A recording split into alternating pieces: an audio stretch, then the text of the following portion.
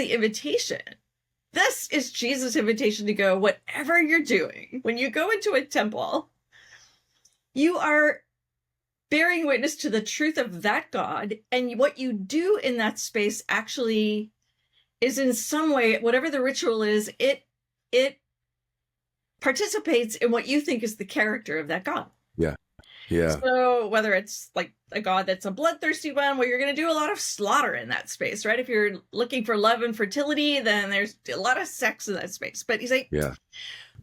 So what you're doing by eating in the presence of the Lord Jesus Christ, who is one with the Father and you by the Spirit, and then you eat and drink a meal that actually is in his name and to wear his character, and you truck in all of this stuff that doesn't look anything like Jesus, right? Yeah. You're bringing hierarchy and power dynamics and poverty and like all this stuff. He's like, what are you doing? But he finally just says, look, I'm going to just tell you what the Lord gave me.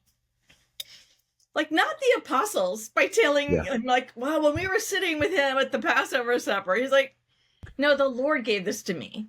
Yeah. And he doesn't say, this is my body broken for you. Paul says, this is my body, which is for you, right? You are the one loaf. You, people of Corinth, are the body. And and I was just sitting there thinking about that the other day, like, oh, when would Paul hear that? Like, we could speculate. Right. And then all of a sudden I was like, no. Like, Cherith, you know the answer to that question. Like, this is Jesus who meets Paul and says, Saul, why are you persecuting me? Come on.